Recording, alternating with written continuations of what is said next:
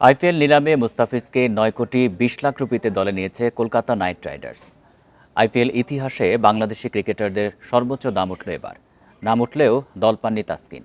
Record ২৫ কোটি ২০ লাখে green আর ১৮ কোটিতে ফাতিরানাকে নিয়ে শিরোনামে কেকেআর। নিলামে আনক্যাপড ক্যাটাগরিতেও ছিল চমক।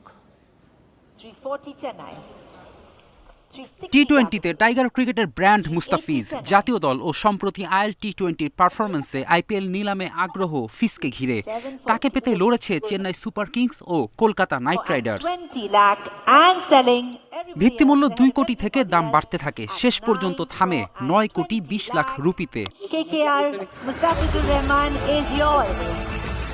গুঞ্জন সত্যি করে মুস্তাফিজকে চড়া দামে কিনল কেকেআর। আইপিএল নিলামে বাংলাদেশি ক্রিকেটারদের মধ্যে সর্বোচ্চ মূল্য।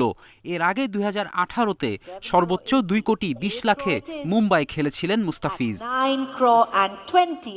আইপিএলে টাইগার পেসারের ৬ নম্বর দল কলকাতা। হায়দ্রাবাদ, মুম্বাই, রাজস্থান, দিল্লি ও চেন্নাই খেলেছেন কাটার মাস্টার। ৬০ ম্যাচে ৬৫ উইকেট তার। নাম উঠেছিল তাসকিনের, তবে ৭৫ লাখ রুপি ভিত্তিমূল্যের টাইগার পেসারকে নিতে আগ্রহ দেখায়নি কোনো ফ্র্যাঞ্চাইজি। নিলামে একের পর এক চমক কলকাতা নাইট রাইডার্সের। শুরুতেই অজি তারকা ক্যামেরুন গ্রিনকে রেকর্ড ২৫ কোটি ২০ লাখে কিনেছে শাহরুখের দল। আইপিএল ইতিহাসে বিদেশিদের মধ্যে যা সর্বোচ্চ মূল্য। তবে নতুন নিয়মে ১৮ কোটি রুপির বেশি পাবেন না কোনো বিদেশি ক্রিকেটার। লঙ্কান পেসার পাথিরানাকে ১৮ কোটি রুপিতেই নিয়েছে কলকাতা।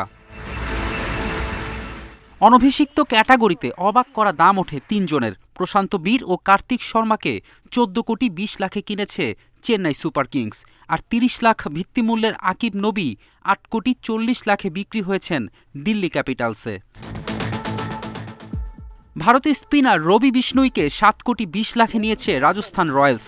গত মৌসুমে ২৩ কোটি ৭৫ লাখ রুপির ভেঙ্কটেশ আইয়ার এবার ৭ কোটিতে ভিড়েছেন বেঙ্গালুরুতে।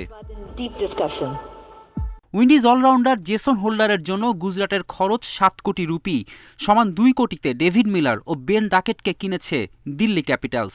ডিককের দাম উঠেছে ১ কোটি। প্রোটিয়া তারকাকে নিয়েছে মুম্বাই ইন্ডিয়ান্স।